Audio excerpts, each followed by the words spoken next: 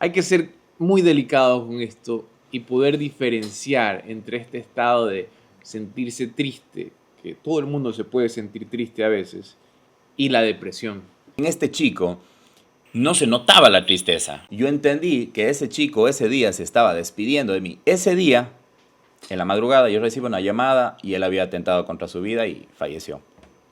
La depresión, no hay que subestimarla. Como llega, se va. Solo tienes que buscar a las personas correctas y la ayuda correcta. En el mundo de las emociones, unas son más incómodas que otras, pero todas necesarias para la vida. En este programa exploraremos el universo de las emociones y las historias de vida que muestran la belleza de lo auténtico y la fortaleza del espíritu.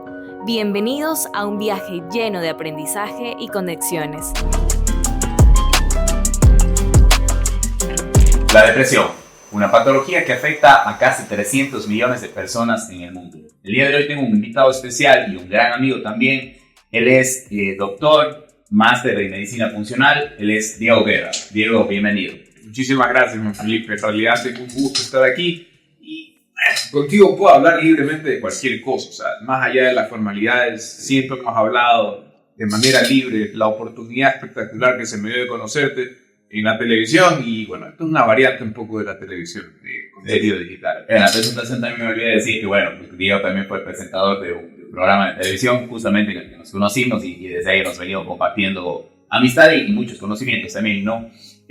Antes de meternos en este tema de la depresión, que es un poco delicado en cierto punto porque tiene un componente fuerte que es el atentar contra nuestra vida en ciertos casos, quería hacer un poco de la relación, Diego, entre lo que es la salud física y la salud mental. ¿Tú qué crees de esto? ¿Van de la mano? ¿No van de la mano? Mira, los conceptos de salud han ido cambiando con el tiempo y cómo la gente lo percibe. En realidad la salud ha cambiado mucho. Antes, o todavía hay gente que te cree que la salud es simplemente la ausencia de enfermedad. Luego, hace 40, 50 años viene la OMS y te dice no es la ausencia de enfermedad, sino el equilibrio biopsicosocial entre distintos aspectos de tu vida. Social, psicológico y la parte física.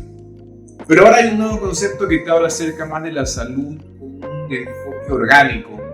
La medicina funcional te habla de un enfoque orgánico donde hay muchos componentes y no solamente la salud física, que es un aspecto, de la salud psicológica, viene la salud social, la salud económica, la salud familiar. Son un sinnúmero de esferas que van englobando muchas cosas dentro de una gran esfera que es la salud. Claro, porque ¿sabes qué pasaba? Que antes, cuando hablábamos de salud, solo nos remitíamos a la salud física. O sea, si tú estabas bien físicamente, no había alguna patología, alguna enfermedad, pues se suponía que todo tenía que estar bien, ¿no? Pero ¿sabes cómo van cambiando también las cosas? Porque por eso es que tantos médicos hoy en día van migrando muchos en la parte funcional. Porque la medicina tradicional nos queda debiendo. ¿A qué me refiero? A ver, si hay una gran cantidad de personas que simplemente van al médico cuando se tiene fiebre, estás con diarrea, estás con moco, o a veces ni siquiera para eso van al médico, sino cuando realmente están enfermos. Pero la gente quiere algo más de la medicina, la gente quiere algo más de la salud. Porque a pesar de que tú no estés enfermo, hay personas que no se sienten en su 100. Y ahí también entra la salud mental, o sea, y esa es la responsabilidad del médico de saber detectar estas alteraciones y decir, oye, esto no va conmigo o se la está escapando, entonces... Porque ¿sabes qué pasa? Que hay personas que necesitan ser escuchadas, ¿no? Que necesitan ser escuchadas y a veces para ser escuchadas van, yo qué sé, a un médico y ahí tiene que saber, como tú bien dices, Diego, el médico, a ver, yo cumplo la función de escucharle a esta persona y de darle algún tipo de herramienta, o realmente yo no soy el encargado de esa área y tengo que remitirle a alguien más. Es que te abruma, eventualmente va a llegar, o sea, y no solamente en salud mental, o sea, si yo de repente tengo un paciente con una hipertensión y he probado los escalones, o sea, primera línea, segunda línea y es refractario, no me lo quedo yo, pues se lo mando a alguien que sepa un poco más que yo, porque no está mal saber más o menos. Es de humanos conocer que uno tiene sus limitaciones, entonces... A ver, si yo no puedo, si mi límite de ayudar a una persona llegó, pues, se la voy dando a alguien más para que la ayude. O sea, al final estamos aquí para ayudar. A lo largo de lo que tú te has desempeñado, y con esto también de la medicina funcional, ¿cuál crees que sean los casos que más ves que las personas que no tienen un correcto funcionamiento ya les comienza a afectar en su salud mental?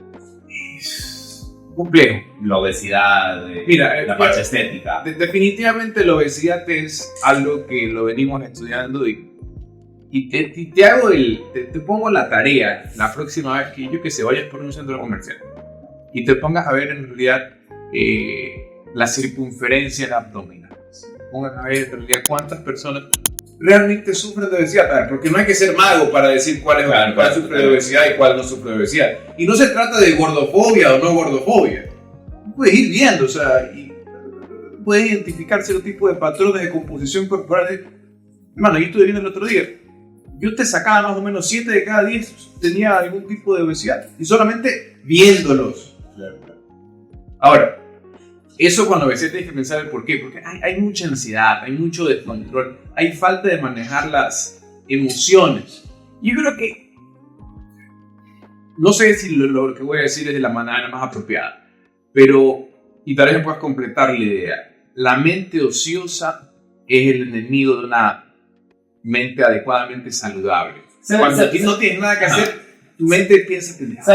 Como psicólogo yo no le pondría el nombre de mente ociosa, sino tal vez una mente que no tiene las correctas herramientas para funcionar de una manera adecuada. Ok. Y hay otra cosa que, con esto que tú mencionabas de la gordofobia, que ahora también queremos normalizar todo lo que pasa, ¿no es cierto? No, y hay gente muy susceptible con todo, o sea, que no, me estás diciendo obeso. A ver, perdón, yo no te digo obeso desde el ámbito del body shaming, no te digo obeso desde el punto de vista de hacerte daño. Yo no digo, y no te digo tú eres obeso, yo te digo, tú sufres de obesidad, o sea, yo hablo de una patología, o sea, y marcando hitos muy objetivos, porque tengo las herramientas científicas para decírtelo. Pero la gente ahora se te ofende. O sea, yo te puedo decir flaco a ti, flaco feo, pero ya te lo digo con confianza. ¿Cuántos de los casos que tú has visto de obesidad has visto que tienen una sintomatología ya en salud mental, como ansiedad, como, yo qué sé, una tristeza exagerada, una depresión? Mira, yo te diría que no quiero meterme específicamente en porcentajes, pero yo creo que un 80% de los pacientes que puede ser más alto.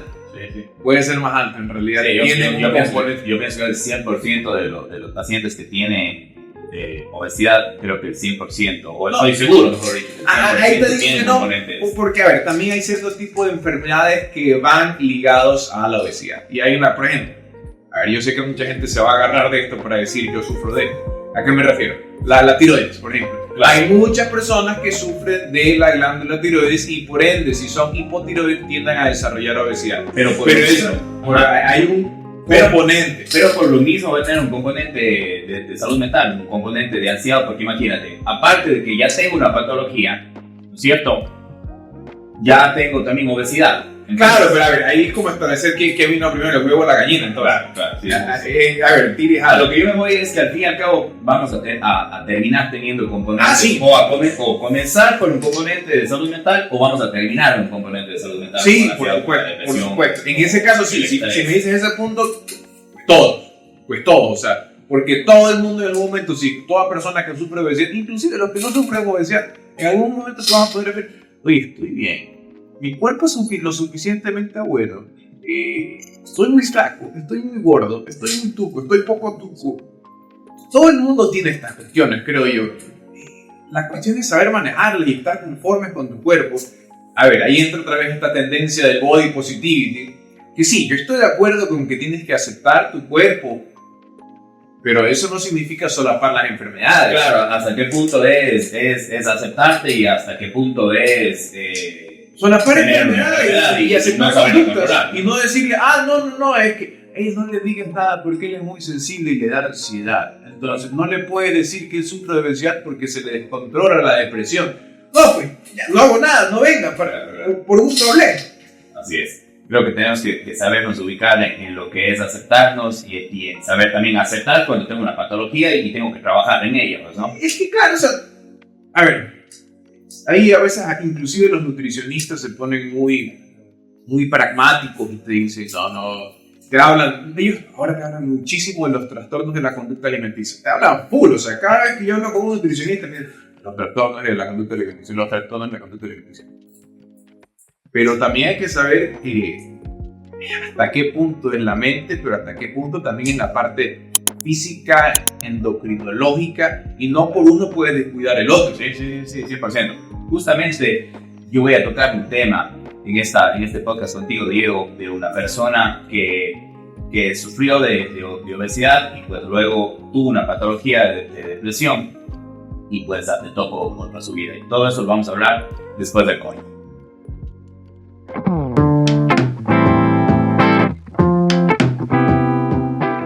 El 55% de las personas que tienen una patología de obesidad también tienen la patología de la depresión. Y el 100% tienen características emocionales. ¿Qué opinas de esto, Diego? Es una cantidad de gente impresionante. Y otra vez, son componentes de toda esta esfera de la salud que yo creo que muchas veces pasan subdiagnosticados. Sí. La gente... A ver, hay que ser muy delicados con esto y poder diferenciar entre este estado de sentirse triste, que todo el mundo se puede sentir triste a veces, y la depresión. Y puede ser que haya gente que haya vivido tanto tiempo con esta sensación de tristeza o que ya no sabes, o sea, lo normalizaste. Que lo normaliza, o sea, que piensa que, bueno, debe ser así la Así vida, debe ser que es normal que yo no tenga que disfrutar de mi trabajo, que mi relación sea un poco mediocre incluso, y que no tenga una buena relación con mi familia y que no tenga unas emociones muy positivas todos los días. Capaz que esto es una normalidad, ¿no? Yo creo que debe ser así como esa gente que les ponen lentes y que nunca antes han usado lentes. Y de repente, hay un video de un pelado chiquito que de repente le ponen lentes, que da un par de meses, y de repente es como que le ponen los lentes y es como que... Esto era. Así ha sido realmente. Así se tenía que ver. Así se tenía que ver. O sea, Claro, estás tan acostumbrado a esta oscuridad que te rodea, esta sombra, esta nube gris que te persigue todos los días. Y ya dices, bueno, esto es lo que me toca. Así mismo es. ¿Sabes qué? Otro dato es impresionante, que el 33% de las personas que tienen obesidad, el 33% tienen conductas de alto riesgo, conductas que atentan contra su vida. A ver, cada vez más lo ves en redes sociales, inclusive, que se aplaude al obeso por ser obeso y hacer cosas que aumentan su obesidad. Entonces, y 3 doritos después, yo me acuerdo, había un influencer que de repente el piquete del man era sentarse a comer la mayor cantidad de cosas que comía y de repente a los 33 años se murió de un infarto. Y le hacían, dale, come. Le decían, yo no le diría, come, gordo, come. Y claro, el tipo se muere a los 33 años y tú dices, tenía que hacer, lo vamos a olvidar de él en algún momento, pero son estas cosas que te quedan. Y sí, o sea, la mayor parte de gente que come por ansiedad. ¿Sabes qué pasa? Que no toda la gente sabe diferenciar, porque, a ver, en primer lugar, el que tiene que darse cuenta que está con un componente emocional, ya sea depresión, ansiedad o cualquier otro tipo de patología, ¿no es cierto? Es la persona que está pasando por esto. Pero también una herramienta muy valiosa es la gente que está a nuestro alrededor, nuestra enamorada, nuestra esposa, mi madre, mi primo, alguna persona que esté a mi alrededor, mi amigo. Y hay veces que no leemos lo que les está pasando a nuestras personas a nuestro alrededor. Y justamente con eso te voy a contar un caso bastante fuerte. Lo cuento por qué razón. Porque la madre del chico de quien voy a hablar yo ahora, ella me pidió de favor que cada vez que yo pueda tocar este tema, lo haga para beneficio de la sociedad, es decir, para evitar que exista este tipo de conductas, más que para evitar, para prevenir una conducta de alto riesgo. Okay. Y era justamente una persona que tenía una patología de obesidad. No sé si está bien dicho. Sufre de obesidad. Entonces, ¿qué pasa? Que en este chico no se notaba la tristeza. ¿Ya? Porque también en la depresión todos decimos depresión, tristeza, ¿verdad? Pero también puede existir otro componente, que es la irritabilidad. A veces no vemos la irritabilidad, la tristeza en la persona, pero sí vemos la irritabilidad, ¿ya? Puede ser también, a veces viene con la bipolaridad, que tú sabes que son personas depresivas y que cuando están depresivas se aíslan completamente y Ajá. luego vienen estos pocos episodios de hipomaníaco Ujú. que están felices y ahí es cuando salen y lo hipomaníaco o lo maníaco. Antes, a ver, pausa. Yo a veces me voy en banda. La bipolaridad es lo que antes se conocía de manera errónea como maníaco depresivo. Ajá. Entonces, esta persona que pasaba de estar completamente deprimida a luego tener grandes momentos de exaltación donde hacía locura y media. Ujú. Pero también hay el hipomaníaco, que es la persona que a veces está un poco más feliz de lo normal. De lo normal, exacto. Un exacto. poquito más feliz de lo normal. Lo que pasa con los bipolares es que las personas que sufren bipolaridad, perdón, es que cuando están depresivos no los vemos. Ah. No salen de la casa. Están aguantados ahí en su casa. Puede y ser. de repente los vemos cuando Ajá. están hipomaníacos y son el alma de la fiesta. Así son es. los que quieren quedarse hasta las 6 de la mañana. Puede ser, más no en todos los casos. Sí. Acuérdate que siempre que nosotros vemos patologías, a lo menos de salud mental, porque yo tengo entendido que en tu área, bueno, es esto y es obesidad y te fuiste por esa línea. ¿Qué pasa en el área de la salud mental? Que a veces tendemos mucho a equivocarnos o a ser lineal esto. O sea, una persona que sufre de bipolaridad tiene que tener esto y el otro. O sea, no siempre es así.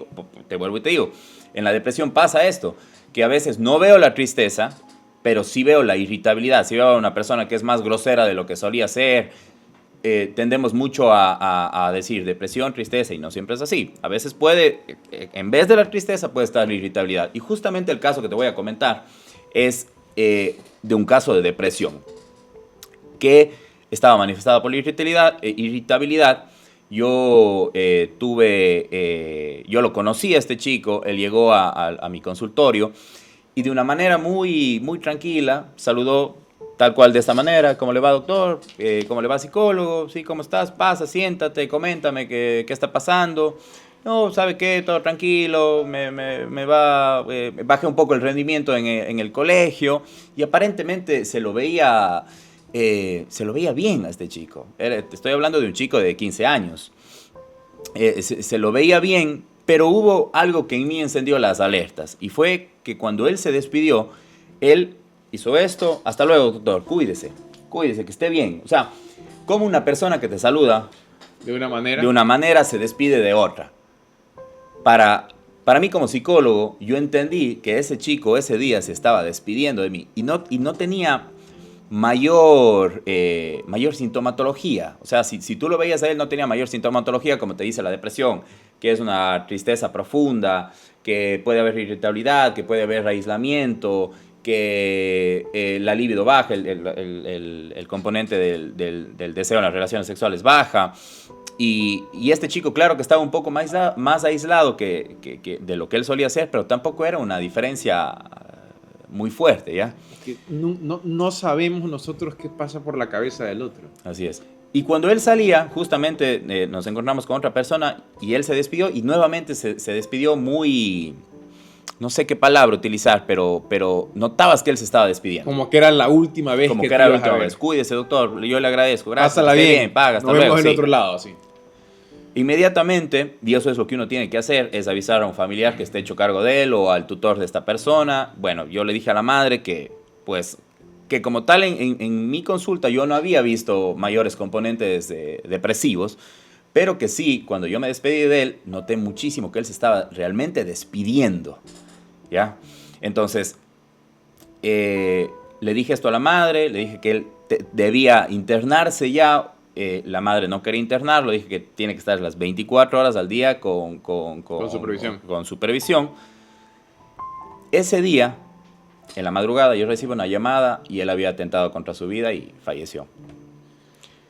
Es algo que uno no se espera. Tomas todas las cartas para que no pase. Sin embargo, creo que a nivel de sociedad no estamos preparados para poder ayudar a este tipo de personas que tienen conductas de alto riesgo. Y por eso creo que es ¿qué hacemos? O sea, ¿cómo sumamos desde el lado de la medicina, cómo sumamos desde el área de la salud mental para que esto ya deje de pasar, ¿no? Mira, hay una película que se llama The Sun, con Hugh Jackman. Es buenísima, pero también es durísima, porque habla justamente de este tema. Y como un chico que sufre de depresión y que está hospitalizado, y como la familia por ver no, sáquenlo de ahí, mejor estar con nosotros que en un lugar que lo tienen ahí aislado. El pelado, disculpa que te hago spoiler, el pelado, los padres lo sacan por los ruegos del chico. El pelado sale del hospital y se mata. El pelado sale del hospital y se mata. Y tú dices, Dios mío. La pregunta que yo te quiero hacer es, ¿una persona analiza mucho el tiempo de cómo quitarse la vida? ¿O es algo que lo llevas ya por meses? O sea, ¿en qué momento de la depresión dejas simplemente de estar triste y piensas realmente en quitarte la vida? ¿Sabes qué? Lamentablemente no, como te digo, no es algo lineal que yo te pueda decir, ¿sabes qué? Esto pasa en un mes, pasa en una semana, tal. Porque hay depresiones que duran 4 o 5 años y no hay el componente del atentar contra mi vida. Hay depresiones que duran 2 o 3 meses y está el componente. Ahora, la decisión si no se toma de un día para el otro. Son personas que la vienen estructurando cómo lo van a hacer, porque acuérdate que alguien que se quiere quitar la vida, Diego, no quiere fallar. Claro. Entonces, y ahí hay una diferencia, porque hay el pensamiento de atentar contra mi vida y hay el intento, que el intento no lleva a como tal quitarte la vida, y hay el suicidio como tal, ¿verdad? Entonces, la persona que quiere atentar contra su vida, pues lo viene pensando, lo viene estructurando, porque él realmente quiere perder su vida. Entonces, y eso te digo, por eso tenemos que estar preparados, no solamente nosotros como encargados de la salud, de la salud en general, sino también las personas que están alrededor de una persona que puede estar viviendo por un momento duro, por tal vez alguna tragedia que le pasó o algún abuso. Te pregunto, ¿existen señales en una persona depresiva que ya esté pensando en dar este siguiente paso? Como por ejemplo lo que me decías, este chico que se despedía de manera muy emotiva, o como que si fuera la última vez. ¿Existen algún otro tipo de señales que tengamos que tomar en cuenta para estar prevenidos? Creo que las señales más claras son, como tú también lo dices, el aislamiento, ¿okay? La irritabilidad, esa es importantísima. La vida social pues deja comienzo a deteriorarme ya en mi vida social, en mi vida laboral, o tal vez ya me boté del trabajo, o tal vez ya no quiero ni siquiera conversar con mis hijos, con mi esposa, si es que estoy yo casado, con mi familia. Cuando yo comienzo ya a ver en alguien cercano a mí que ya no es la misma persona de antes. Entonces, creo que eso es un punto que debemos tener en bastante alerta, porque nos lleva a una consecuencia pues que creo que a nadie le gustaría estar en los zapatos de un familiar que tal vez atentó contra su vida, o de un amigo, ni siquiera solo un familiar, sino un amigo, pues, ¿no? Te tiro una cascarita. Yo vi que en otro programa tú habías hablado con un representante de la comunidad LGBTI+. Este grupo de personas son mucho más susceptibles también a este tipo de situaciones, ¿no? O sea, me parece haber leído por algún lugar que ellos tenían las tasas de depresión, ansiedad o inclusive atentar contra su propia vida más altas, o sea. Totalmente. A ver, lo que pasa es que ahí son varios aspectos, porque tienes la presión social, el hecho de que a ti también, o sea, vengas de una manera al mundo y luego no te identifiques, es un proceso al cual, a lo menos en nuestro país, todavía no estamos preparados, pues no, tal vez en Europa ya están un poco más preparados, tal vez en los Estados Unidos están un poco más preparados, y el proceso se lo puede llevar de una mejor manera, ¿ok?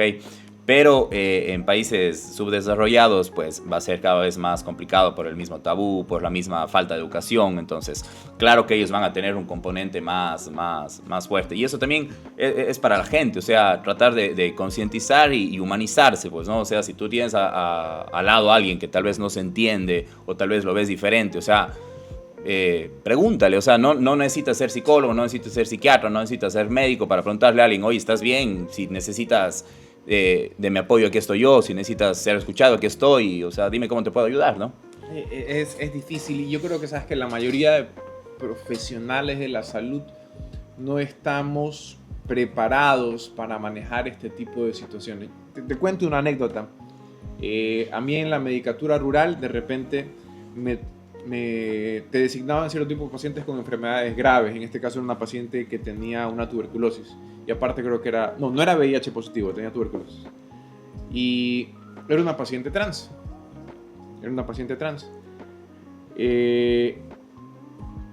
me la delegaron a mí porque me tocaba, porque nos íbamos redistribuyendo. Y hay cierto tipo de cosas que tienes que decirlas. Por ejemplo, lo primero que tienes que hacer es preguntarles cómo quieres que las llames. Claro, claro, total.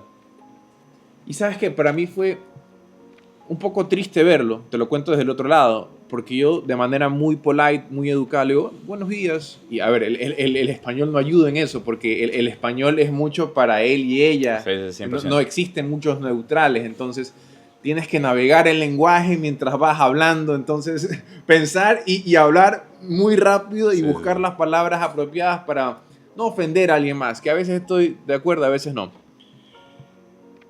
Pero te cuento el alivio que sintió esa persona cuando yo le dije, ¿cómo te gustaría que te llame? Automáticamente era como que lo tenía guardado aquí. De una dice su nombre, es como que se alivió. Claro, y digo, claro. o sea, puta hermano, no. Diego, ¿Cuán idiota tienes que ser para tratar mal a una persona que solo quiere que le digan su nombre? cuando tú te sientes aceptado, cambian muchas cosas en tu vida. O sea, te sientes en tu hábitat, te sientes cómodo, se va la ansiedad, se va tal vez la tristeza por no encajar. Mi última pregunta para ir cerrando con este podcast, que me ha parecido maravilloso, Diego, es, como médico en general, ¿cómo puedes ayudar en estos casos de depresión? Porque hay personas que, por ejemplo, yo he visto muchos casos que llegan donde un médico y el médico tal vez no es el área de él, pero por tener un cliente, por tener un paciente, pues lo tiene ahí. A ver, es complejo, porque primero que tienes que estar en la capacidad de identificar. Uh-huh. Y ahí viene mucho el subdiagnóstico. Y yo creo que el médico de hoy en día se diferencia entre el médico pasado, entre el mal médico de la antigüedad, por así decirlo, en que el buen médico hoy en día te habla, te pregunta, ¿cómo estás? ¿Cómo te sientes? Más allá de achacar los síntomas muy puntuales de una enfermedad física, debería de abarcar, ¿y cómo estás? ¿Y cómo te has sentido? Claro. ¿Y cómo va la cosa en la familia? Ese vínculo que sin ser amigos te preocupas por el resto. Y si es que tú detectas cierto tipo de patrones, o inclusive si el familiar te los dice, que también es importante, el acompañante, Uh-huh. dice, bueno, ¿qué podemos hacer por ti? ¿Cómo ayudar? O derivar, o sea, es importantísimo el derivar. O sea, a ver, yo creo que el profesional de la salud en el futuro va a ser prescindible. ¿A qué me refiero? El diagnóstico y el tratamiento te lo va a poder hacer una computadora, un Claro. escáner completamente sencillo. O sea, el fin de los médicos generales se acerca. ¿Por qué? Porque pueden ser reemplazados básicamente por un Claro. escáner. ¡Tuc! Uh-huh. ¿Te sientes mal? Tómate esta pastilla. Vaya, siguiente. Claro, pon clic en los síntomas que sientes, que sientes y tómate la toma tu pastilla. receta, claro. Y para un gran número de personas eso va a servir. Sí. Pero el ser humano necesita ese contacto con otro ser humano. Uh-huh. Y a mí ya me ha pasado como médico que la gente simplemente va a tu consulta para hablar. Para que les contarte cosas. La gente, la consulta médica del futuro va a ser aprender a escuchar. Y por eso nosotros vamos a tener que aprender mucho más a escuchar y adquirir cierto tipo de habilidades en el ámbito de la salud mental. Ahora, si se me va de las manos, Uh-huh. derívalo. Dice, oye, y no, y hay que ser sutil con eso. Hay que ser muy sutil, hay que tener mucho tino, porque todavía existe este tabú de, no, te voy a mandar con el psicólogo. Oye, pero si yo no estoy loco. Claro. Y sabes qué, justo con esto que mencionas, Diego, pasó acá en Guayaquil hace 2 o 3 años, me corregirás tú, que justamente unos colegas tuyos de una clínica de prestigio acá, pues atentaron contra su vida y eso, y ahí te dices, bueno, a ver, él era médico, él sabía de salud, ¿y qué pasó ahí? O sea, ¿qué pasó con la depresión en el ambiente laboral? Sabes que nosotros, los médicos, tenemos uno de los ambientes laborales más extremos. Lidiamos particularmente en las emergencias, gente que trabaja en el ámbito hospitalario. Vives entre la vida y la muerte todos los días. Das las peores noticias que alguien puede recibir. Y das una y luego sigues trabajando. ¿Quién más hace eso? Y sí, o sea, ¿cuántas personas más conoces que le dices a una persona, oye, se murió tu familiar, y sigues trabajando? O sea, ¿cuántas profesiones más tienen la capacidad para hacer eso? Y aún así para dar una de las peores noticias que existen dar en el la mundo. peor ¿no? noticia que existe en el mundo y seguir trabajando. O sea, que no te afecte y seguir trabajando. Y por eso también tenemos tasas o intentos de atentar contra la vida altísimos. Y síntomas de todas las enfermedades altísimos. Y claro, por ahí no va a existir el baboso que dice, que mis impuestos pagan a la gente que trabaja en el sector público, que por mí tragas. Ándate, o sea, Claro. o sea, la labor, a ver, ¿cuántos más trabajan 24 horas seguidas? Pues Claro. pongámosla sencillo, o sea, ¿cuántos otros profesionales te trabajan 24 horas seguidas? Y no falta uno que te va a las 3 de la mañana con una diarrea que ha tenido, una tos que ha tenido 3 semanas. No, pero es importante ir a las 3 de la mañana para preguntar. Y esperan la atención óptima. Oye, no es normal, pues a ver si yo te voy a sacar a que me construyas a un albañil. Constrúyeme esta pared a las 3 de la mañana, te queda chueca, pues.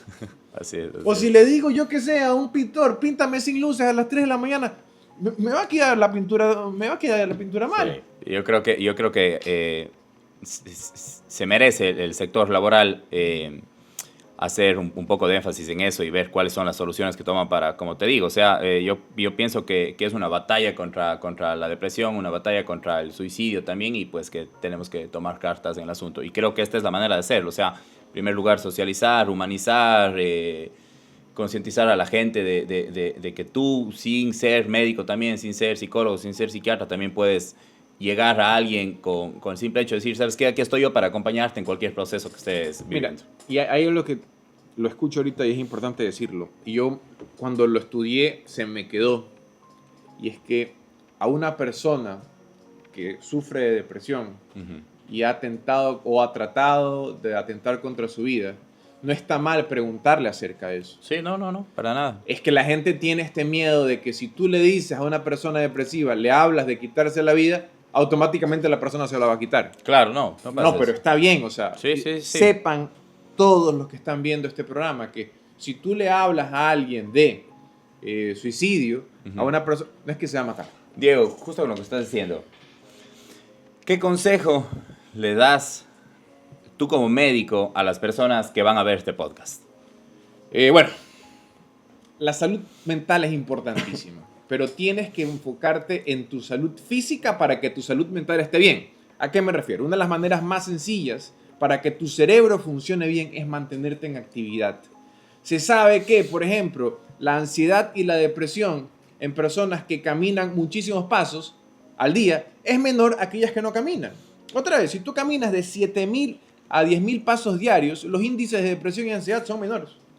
Personas que sufren de depresión y ansiedad, que hacen deporte, tienen menos complicaciones. Personas que se alimentan de una manera apropiada tienen menos depresión y ansiedad. Siguen siendo el primer nivel de tratamiento para todas estas enfermedades crónicas, porque las enfermedades del espectro mental son crónicas. ¿Qué significa crónicas? Que son de largo desarrollo. Una persona que maneja bien su estilo de vida, mejora su calidad de vida, no solo en la mente, en la parte física, sino también en la parte psicológica y mental. Y sepan pedir ayuda. Acérquense a alguien cuando se den cuenta que están mal. Pidan la ayuda. No necesariamente un psicólogo. Idealmente sí es un psicólogo. Pero si es que tienen un amigo, hablen con él. Y, oye, me siento mal. Y cuéntenle.